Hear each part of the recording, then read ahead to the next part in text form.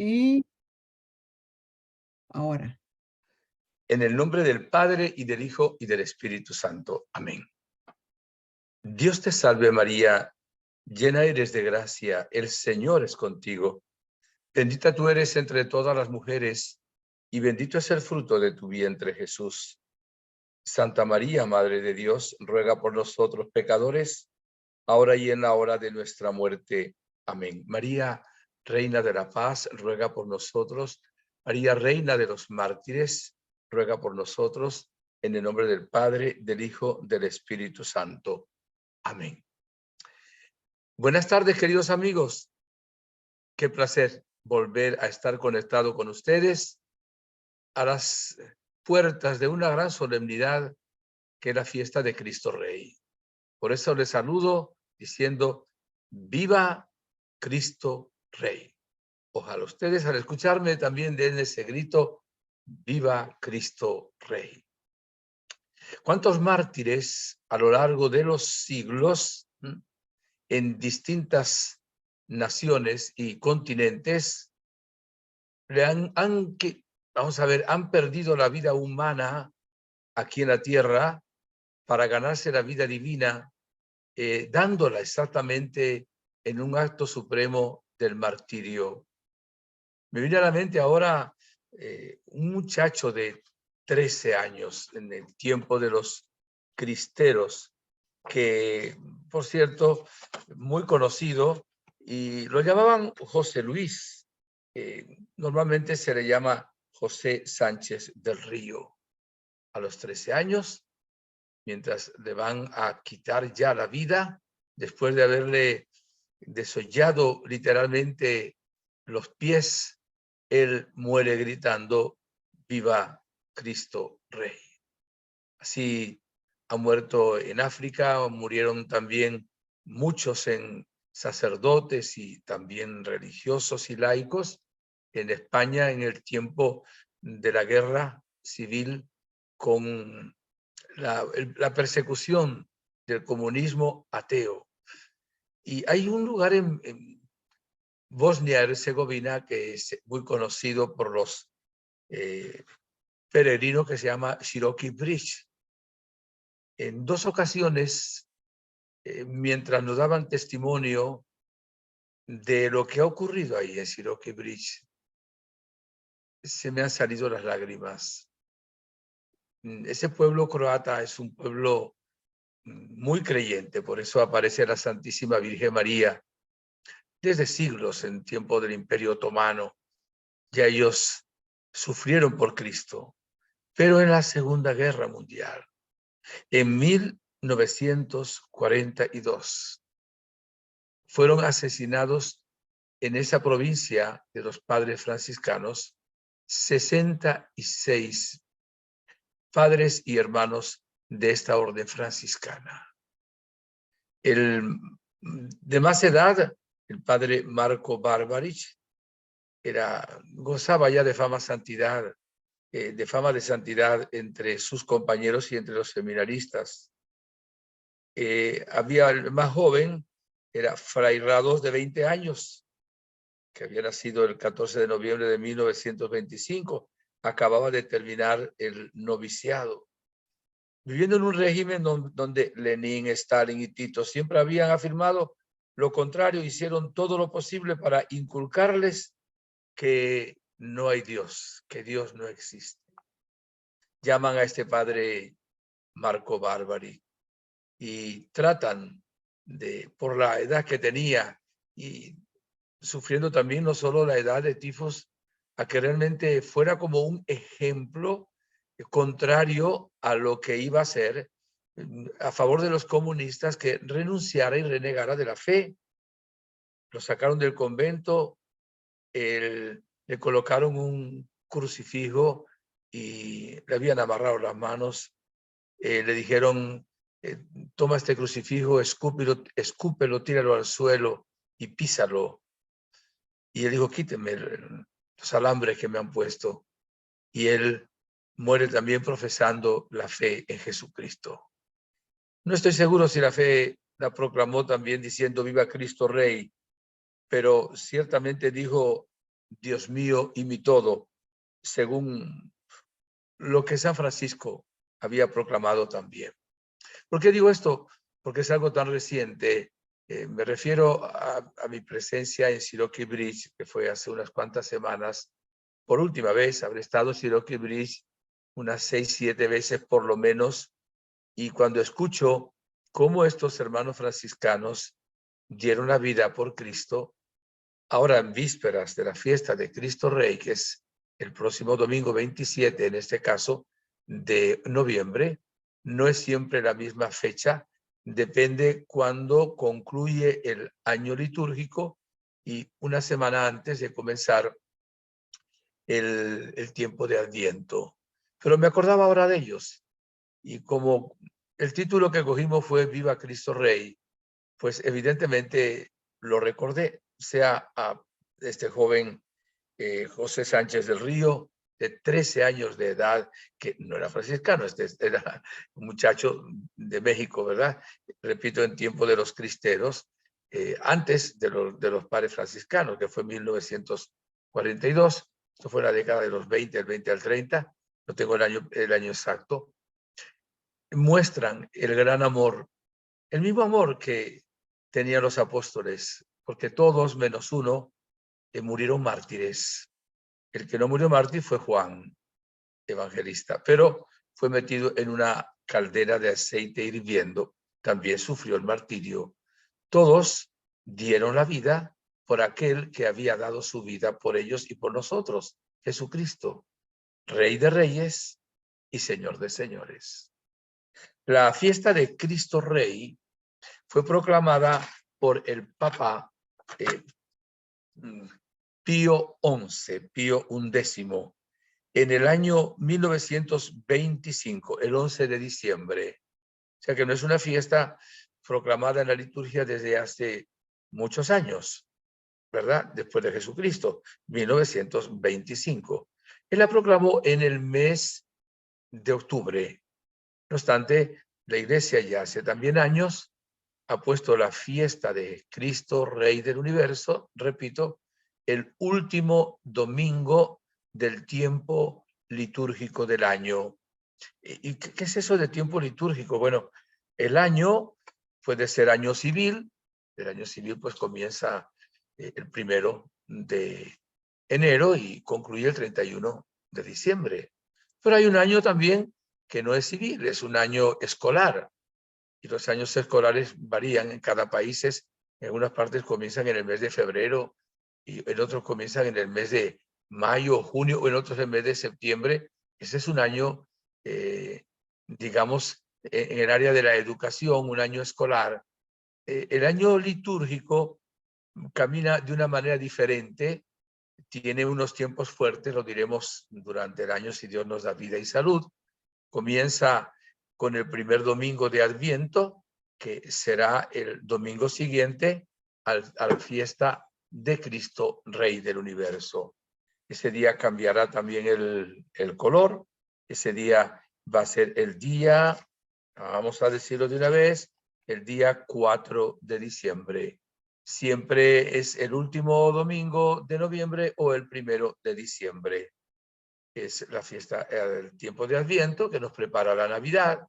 Después viene el tiempo ordinario durante el año, luego viene la Cuaresma, después viene el tiempo de Pascua y luego Pentecostés como prolongación de la misma Pascua, con la venida del Espíritu Santo, luego el tiempo ordinario durante el año y concluye con esta festividad de Jesucristo, Rey del Universo. Comencemos diciendo, Jesucristo es Rey. O sea, ¿podemos proclamar que Jesucristo es Rey? Por supuesto que sí. Me voy a servir de un texto de la palabra de Dios.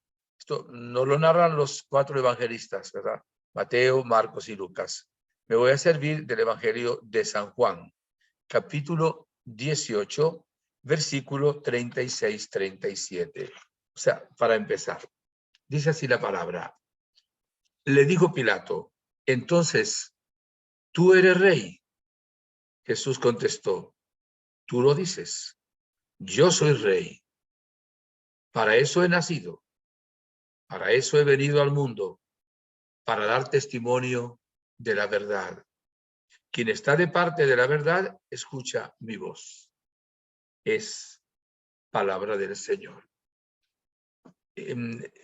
Evidentemente que Jesucristo es rey y no es rey de la misma manera que son los reyes de aquí, de la tierra. Porque, como él dijo también, mi reino no es de este mundo. ¿Qué significa esto? Que no es a la manera de este mundo. Los reyes, que hoy los reyes reinan pero no gobiernan, ¿verdad? Siempre ahora hay un primer ministro o un presidente del país. Pero en aquel entonces los reyes eran el poder en la tierra absoluto. O sea, hacían lo que querían, eran dueños absolutamente de todo. Tenían el área legislativa, el poder ejecutivo, el poder judicial, y lo que el rey dijera, esa era la palabra. No había por encima de él ninguna otra autoridad. Y evidentemente reinaban sobre todo en las cosas materiales. Reinaban con armas, haciendo la guerra o defendiéndose de la guerra, cobrando impuestos, muchas veces de una manera caprichosa.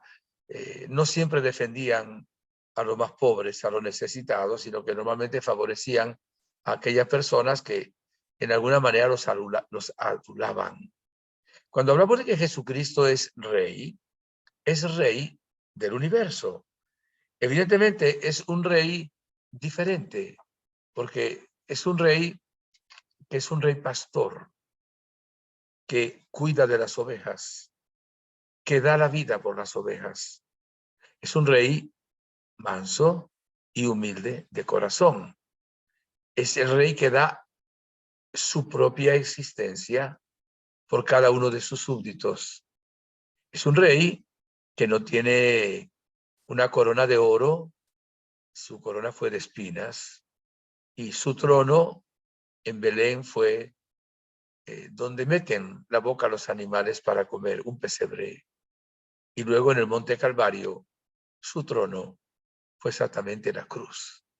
Ahí vemos la diferencia entre lo que es el rey de este mundo a el reinado de nuestro Señor Jesucristo. El reinado de nuestro Señor Jesucristo es fundamentalmente un reinado espiritual, pero no solo exclusivamente espiritual, pero fundamentalmente espiritual. Es un reinado donde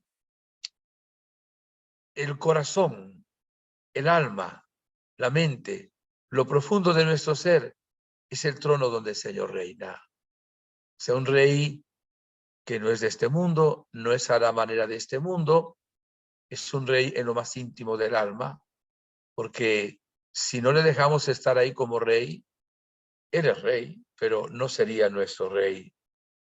Y sin embargo, el tiempo señalado para que Jesucristo se manifieste como rey también universal, no ha llegado todavía.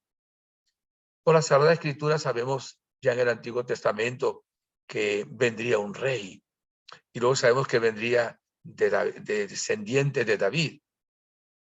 Luego sabemos que sea San José como también la Virgen María fueron descendientes del rey David. Por eso el niño Jesús nacería en Belén como descendiente de David, donde había vivido y nacido también el rey David.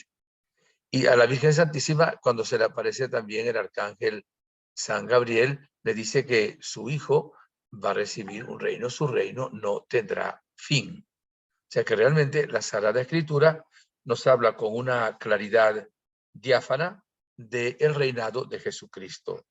Y profundizando un poquito luego en el libro del Apocalipsis, capítulo 19, versículos 11 al 16, dice también la palabra lo siguiente: vi el cielo abierto y allí un caballo blanco. Su jinete se llama Fiel y Verdadero, justo en el gobierno y en la guerra. Sus ojos son llama de fuego. En la cabeza lleva muchas diademas. Lleva grabado un nombre que solamente él conoce. se envuelve en un manto empapado en sangre. Su nombre es Palabra de Dios. Las tropas celestes lo siguen cabalgando, blancos caballos vestidos de lino blanco limpio. De su boca sale una espada afilada para herir a las naciones. Los apacentará con vara de hierro y pisará la cuba de vino de la ardiente ira del Dios Todopoderoso. En el manto y sobre el muslo lleva escrito un título: Rey de Reyes y Señor de Señores. Es palabra de Dios. Jesucristo es Dios hecho hombre. Dios como segunda persona ha existido siempre desde toda la eternidad. Pero cuando se hace hombre, toma el nombre de Jesús, o Jesús ungido, Jesús Cristo. Ese es Jesús de Nazaret, el Salvador. Jesús significa Dios salva, es Salvador, pero también es Señor. Señor para nosotros es cualquier persona. En el Imperio Romano, o Kyrios en griego, Señor Dominus era Dios. Cuando un emperador se quería llamar Dios, era el Señor. Y muchos hermanos nuestros también murieron por decir que su Señor es Jesús de Nazaret, no el César, evidentemente. Pero también es el Rey de Reyes y el Señor de Señores. Voy a usar otros argumentos muy sencillos, ¿verdad? Jesucristo es Rey por dos razones. Primero, porque es Dios. Y al ser Dios, le pertenece todo lo que existe. Absolutamente. Él lo creó con el Padre y el Espíritu Santo, son un solo Dios. Todo fue creado por medio de Jesús, en Jesús, para Jesús. Por eso Él es Rey. Él sí es el Altísimo, Él es el Todopoderoso, es el Omnipotente. Ahí está la razón principal. Pero hay otra razón más, que Jesús luego dio la vida, derramó su sangre, muere para reconquistar lo que Adán y Eva habían perdido por el pecado original y se lo habían entregado a la serpiente, al demonio. Entonces Jesús ahora es Rey también por haber conquistado con su propia vida, dando su sangre, muriendo en la cruz y resucitando por nosotros. Voy a usar un texto, unas palabras más que texto, de el Papa Pío XI, que cita a su vez al Papa León XIII, me parece muy importante. Mire, antes de citarlo, ya le voy a decir cuándo. Cristo reinará en el futuro en toda la tierra y sobre todos sus habitantes. Hoy podemos decir que Jesucristo tiene un reinado espiritual, un reinado interior, como les decía, en el alma, en la mente, en el cuerpo y en alguna manera externamente. Pero es como si el Señor hubiera dado un tiempo a la humanidad para que, ya que quiere gobernarse sin Él, para que se gobierne y sobre sus habitantes. Pero está prometido que vendrá en su segunda venida. La primera vez vino como un niño, ¿verdad? En el portal de Belén. La segunda vez vendrá como un rey glorioso, todo ojo lo verá. El tiempo señalado para su comisión todavía no ha llegado. Que para Dios 1000 años son como un día y un día como 1000 años. A veces nos pareciera que hay tanto mal porque el mal mete mucho ruido y que el mal fuera más grande y más fuerte que el trigo, o sea, la cizaña, que el trigo, que el bien. Y no es así. Ya Cristo venció el pecado, venció al demonio, venció la muerte, venció el COVID, venció el mal. Ya la Virgen que reina también por ser madre del Rey, venció el pecado, venció el demonio, venció la muerte, venció todo. Y al final todo el mal será ya vencido en las demás personas. En toda la humanidad habrá un cielo nuevo, una tierra nueva. O sea que el triunfo está ya logrado por Cristo y ahora está colocado en el Inmaculado Corazón de María, que se va a manifestar ese triunfo también. Bien, Dios le ha dado a la humanidad un tiempo fijado, determinado, repito, para gobernarse por sí misma. Cuando el tiempo asignado a la humanidad termine, Cristo regresará a la tierra para establecer la ley de Dios sobre la tierra. Y eso podríamos tomar dos citas, no se las leo, solo Hechos 1:7, Mateo 24, 35, 44. Bien, podemos decir que el Señor tiene una triple potestad. Iba ahora a leer lo del Papa León XIII, lo voy a leer de una vez. Dice primero el Papa Pío XI, tiene poder sobre todas las cosas humanas y temporales. No se ha manifestado todo el poder en toda su extensión, si en él, en la Virgen, San Miguel, San José, los santos. León XIII dijo, bajo la potestad de Cristo se halla todo el género humano. Repito, aunque hoy usted y yo no lo veamos, porque hay dos reinos todavía, un reino que es el del mal, el del demonio, y un reino que es el bien, el de Jesucristo. Un reino, el reino del pecado, del demonio, y el reino de la gracia de nuestro Señor Jesucristo. Un reino que no tendrá fin, que es el de Cristo, y un reino que tendrá fin, el de Satanás. Entonces, hoy vemos en el mundo también el reino del mal, el reino del odio, el reino de la violencia, el reino de la ideología del género, el reino de la destrucción, el reino de la oscuridad, el reino del pecado, el reino del desequilibrio, el reino, qué sé yo, de cuántas cosas. Sin embargo, también vemos el otro reino. Ese primer reino está, que nombraba, simbolizado en la cizaña, en esa parábola de la cizaña que Jesucristo nos dijo. El reino del bien es el trigo. El reino de Cristo es un reino eterno. El del demonio, temporal. El reino de Cristo es universal. Al final, todos los seres humanos que queden aquí abajo en la tierra y toda la creación, no solo de la tierra, todo el mundo cósmico, intergaláctico y también el mundo más pequeño, pues estará sometido a Jesucristo el Señor. Usted y yo lo veremos desde el cielo, pero va a ser un hecho también aquí en la tierra. Es un reino eterno, siempre ha existido desde la creación del mundo y será para siempre por toda la eternidad. También universal, porque no será para unos pocos.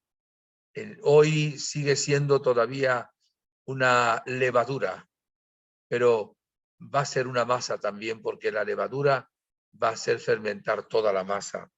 Es el reino de la verdad. Los reinos de aquí abajo son reinos de mentira. Utilizan mucho diplomacia, que muchas veces es mentira, no siempre toda la diplomacia es mentira. El reino de Cristo es reino de verdad. Por eso Él es rey. Y por eso dijo, he venido para declarar la verdad. Que Pilato dijo, ¿y qué es la verdad? No sabía lo que era la verdad. Nosotros queremos la verdad. Él es la verdad que nos hace libres. Reino de verdad. Es reino de vida. Él ha venido a darnos vida y vida en abundancia. Él mismo es el camino, la verdad y la vida. El reino de santidad. Y el otro reino es el reino del pecado. Por eso tiene millones, la iglesia tiene millones de personas en el cielo que son santos. Celebramos el día 1 de noviembre pasado, el día de todos los santos. Nosotros caminamos en santidad desde el bautismo. Si alguien pierde la santidad con el pecado mortal, la recupera en el arrepentimiento y en la confesión. Como dice la Virgen también, nos invita a confesarnos por lo menos una vez al mes, aunque no haya pecado mortal. Es un reino de santidad y es un reino de gracia. Todo es gratuito y realmente es gracia en el doble sentido de la palabra. Gracia como la vida que viven las tres divinas personas. Cuando decimos en el Salmo 62, versículo 4, tu gracia vale más que la vida, pero también significa que todos los bienes que hay son gratuitos, son gracias, digamos, actuales, gracias puntuales que nos da el Señor son favores, bendiciones, siempre. No merecemos el reino de Dios, lo mereció Jesucristo, pero lo aceptamos, lo recibimos con agradecimiento. Es un reino de justicia. ¿Cuánta justicia se necesita hoy en el mundo?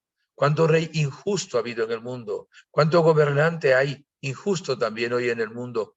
Jesucristo es justo, es un rey de justicia, es un rey de amor y un rey de paz. Esto marca el reinado de Jesucristo. Tanto que el mandamiento del Señor es: ámense los unos a los otros como yo los amo a ustedes. Es un rey humilde. Lava los pies a sus apóstoles como oficio que hacían los esclavos de aquel tiempo. Entra en Jerusalén no en un brioso corcel. Ya el profeta Zacarías lo había anunciado también. Sobre un asno, un burrito, para significar la mansedumbre. Y es proclamado como rey, pero como un rey humilde, con un rey de amor. El odio será vencido. Y Jesucristo ya nos ha dado no solo el mandato, también la fuerza y el Espíritu Santo para vivir en este reino de amor. Me gustaría usar también un texto bien conocido cuando la palabra de Dios nos habla de los frutos del Espíritu Santo, ¿verdad? Y de los frutos de la carne, como una especie de examen para saber si nosotros estamos realmente en el reino de Dios o estamos en el reino del mal. Cuando una persona está en pecado mortal, no está sirviendo a Cristo Rey. No está en el reino del bien, está en el reino de las tinieblas, del pecado, con el riesgo de la condenación eterna en el infierno. Qué triste es esto, ¿no? Querer pertenecer a otro rey. ¿Cómo hay satanismo en el mundo de hoy? Gente que entrega su vida al maligno, a Satanás, en lugar de creer en Jesucristo, nuestro Creador, nuestro Salvador, nuestro Señor, el amigo que nunca falla, el de la vida abundante. Y hoy estamos llamados a hacer esta opción una vez más, a pedirle perdón a Dios por las veces que no hemos permitido que reine. Cuando reina el orgullo, la soberbia, la ira, evidentemente hay algo del mal todavía en nosotros. O sea, que hay algo de cizaña, de mala hierba en nuestro propio corazón. Por eso la Gospa nos invita a la conversión como lo más importante, que es exactamente permitir que el reino de Cristo reine en todo nuestro ser, en nuestra alma, con la gracia, en nuestra mente, con el amor y la paz, en nuestro cuerpo también, con armonía, salud, y también en nuestras relaciones interpersonales. Bien, voy a leer un poquito del carta a los Gálatas. ¿Cuáles son los frutos de la carne y cuáles son los frutos del espíritu? Vamos a ver. Los frutos de la carne son los siguientes. Vamos a decir así. Ya se lo digo. Fornicación, fruto de la carne, del reino del mal. Indecencia, libertinaje, idolatría, superstición. Entonces, el mundo de la nueva era, ¿verdad? Lectura de cartas. Esto no lo dice Gálatas directamente, lo dice indirectamente cuando habla de superstición. La lectura de cartas, ¿verdad? La adivinación, el horóscopo, el mundo de la macumba, la umbanda, el espiritismo, toda esa serie de cosas. Y bien, continúo. Enemistades, peleas, envidias, cólera, ambición, discordias, sectarismos, celos, borracheras, comilonas, cosas semejantes. Les prevengo, como ya les previne, que quienes hacen estas cosas no heredarán el reino de Dios. Mientras que el fruto del Espíritu es amor, alegría, paz, paciencia, amabilidad, bondad, fidelidad, modestia, dominio propio. Frente a estas cosas no hay ley que valga, porque los que son de Cristo Jesús han crucificado el instinto con sus pasiones y deseos. Si vivimos por el Espíritu, sigamos al Espíritu.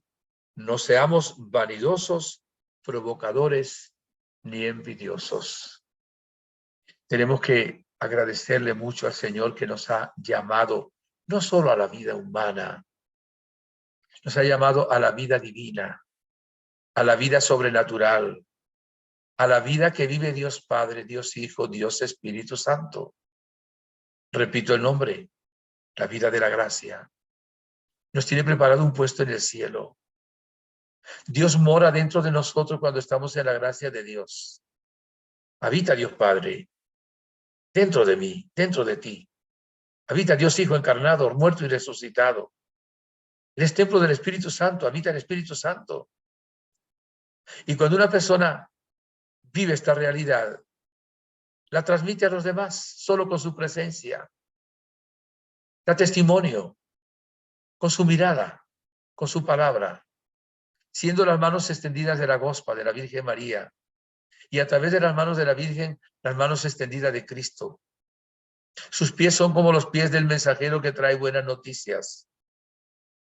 Como el corazón de uno está dentro del corazón de María y el corazón de Cristo, cuando estamos en la gracia de Dios y en el reino de Dios, Dios se extiende también desde nuestro propio corazón. Y ese fuego que el Señor ha venido a traer a la tierra y que ya está en nosotros, lo vamos extendiendo por toda la faz de la tierra. Entonces la Iglesia, con una gran sabiduría, nos ha invitado a celebrar la fiesta de Cristo Rey, en este caso el 27, porque termina este año litúrgico e incluso los textos ya de estos días y del domingo pasado tienen que ver un poco con el fin del mundo o qué sé yo, con acontecimientos donde Dios va a intervenir como signos de los tiempos para indicarnos a todos de que realmente esta lucha que hay entre el bien y el mal pues la va liderizando nuestro Señor Jesucristo.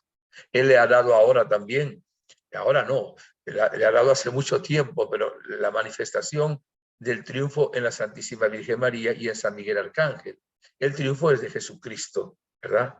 Porque Él es el Salvador único y todo le pertenece a Él. Le va a contar un cuento que es un poquito viejito, pero le sirve para los niños. Y con esto vamos a dar término a la conferencia de hoy. El cuento dice que un niño artista de muy pocos años hizo un barquito muy bonito para su edad y como le gustaba ese barquito, iba con su papá de vez en cuando a la playa y jugaba con el barquito colocándolo en el agua. Jugaba, se lo llevaba a una olita, lo traía, se metía en un ratito donde no había tanta agua, ¿verdad? Que no hubiera riesgo de su propia vida. Un día, una ola asesina vino muy fuerte y logró meter ese barco hacia lo profundo del mar. El niño en vano gritaba, barquito, ven, barquito, ven. No vino el barco. Se quedó hasta unas cuantas horas llorando el niño. El barco se fue y se perdió. Pasó tiempo, pasaron unos meses. Ese barco fue a la orilla de otra playa y pasó un anticuario por ahí. Y lo que le gustó, lo lavó en el agua y se lo llevó para su vitrina. Paseando un día, este niño con su papá por una acera de la ciudad, vio el barco expuesto en ese escaparate y dejó atrás a su padre, entró corriendo, se abalanzó sobre el barco, lo agarró con sus manos y ya salía corriendo cuando el dueño lo toma por un brazo y le dice, ladrón, eres un ladrón. No, este barco es mío, decía el niño. Entra el papá, porque el niño se había adelantado. Y ve la escena y le dice, papá, este es mi barco. Y el señor le pregunta, ¿este es su hijo? Sí, es un ladrón. No, mi hijo no es un ladrón. El papá, para evitar más pleitos y problemas, le dice al niño, pregúntele cuánto vale este barco. Y el niño, entre nervioso y no, le pregunta, ¿en cuánto está vendiendo este barco? Vamos a ponerle un precio. Pues lo estaba vendiendo en $150. Y entonces el papá agarra de su cartera $150, se los pone en las manos del niño y le dice, páguele al Señor, dele al Señor. El niño le da al Señor los $150, el Señor le da el barco y el niño lo abraza contra su pecho y dice esta frase, ay barquito, ahora eres doblemente mío. Primero porque te hice, segundo porque te he comprado. Y hay, por supuesto, una enseñanza. El niño representa a Dios, que nos ha hecho a nosotros, es un artista, como un barquito, y nos ha colocado en el mar de la vida. No para que nos lleve una ola asesina, pero a veces el viento impetuoso, la tormenta nos lleva lejos de la playa de Dios, a otra playa. Y el Señor nos busca. También es pastor que busca la oveja perdida y aquí es niño que busca también su barquito perdido. Quizá en algunos casos ya ha encontrado ese barco, ya ha encontrado esa oveja. A lo mejor todavía hay alguna oveja perdida, algún hijo pródigo que no ha regresado, algún barquito que no ha sido encontrado. Y él quiere encontrar ese barquito, que es usted, que soy yo, que es su familia. ¿Y para qué nos quiere encontrar? Nos va a lavar, nos va a abrazar contra su pecho y nos va a decir esta frase, ahora eres doblemente mío. Primero, porque te hice, te creé, te he dado la vida. Segundo, porque te he comprado. ¿Y cuál es el precio que el Divino Maestro y Rey ha pagado por nosotros? No es oro y plata, es su sangre preciosa. Él es mi Rey. ¡Viva Cristo Rey! Que Dios les bendiga, queridos hermanos. Proclamemos a Jesucristo con todo nuestro ser, alma, mente y cuerpo, el Rey de nuestra existencia, el Rey de cielos y tierra. Si Dios quiere, hasta el próximo jueves, en que tenemos una nueva conferencia. No dejen de colaborar con el Florida Center for Peace, primero espiritualmente, con oraciones, en segundo lugar también con su apoyo económico, porque no solo este programa tiene otros programas, exactamente evangelizando. Repito a todos que Dios les bendiga ricamente, en el nombre del Padre, del Hijo y del Espíritu Santo. Amén.